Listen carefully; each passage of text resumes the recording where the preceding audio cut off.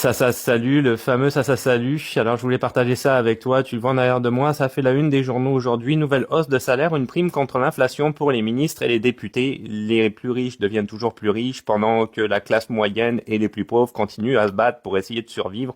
En ces temps d'inflation, de crise du logement ou même les propriétaires deviennent également beaucoup plus riches étant donné qu'il n'y a pas de législation qui les encadre. Si je pense plus particulièrement au Airbnb, parenthèse fermée, on va regarder de quoi ça parle. Tu l'as compris. J'en ai pas mal, sur la patate. Alors de quoi on parle exactement? On parle d'une clause d'ajustement à l'indice des prix à la consommation qui a été votée au travers des différentes, si tu veux, conventions collectives, ok, qui touchent des jobs qui sont reliés directement ou indirectement à l'État. Donc on parle des enseignants, par exemple, des travailleurs de la santé ou des fonctionnaires des ministères. Alors encore peut-être une autre petite parenthèse, mais il faut te dire quand même que les enseignants ou les travailleurs de la santé sont pas des gens à plaindre au niveau du salaire, ça c'est clair et net.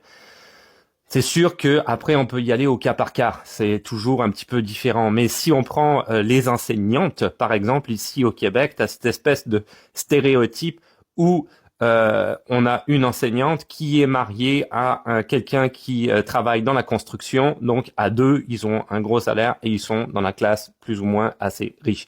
Encore une fois, c'est du cas par cas. Je connais aussi quand même quelques enseignants qui en arrachent. Donc on va pas non plus, ou même des infirmières monoparentales qui en arrachent comme il faut. Donc ça reste quand même, si tu veux, un stéréotype qui existe. Il y a du cas par cas. Si on revient à nos fameux employés du gouvernement, là, directement, on parle des ministres, des députés, etc. Les élus de l'Assemblée nationale, je te le rappelle, avaient adopté à toute vapeur en 2023 une loi controversée augmentant leur rémunération de 30% d'un coup.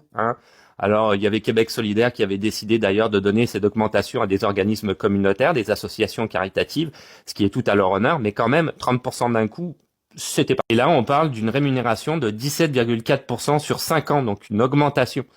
Ce qui est quand même pas mal aussi. Et on peut se demander, mais combien touchent ces gens-là? Eh ben, le journal en question a très bien fait son travail. Regarde, il nous donne des chiffres que tu peux trouver très facilement sur Internet.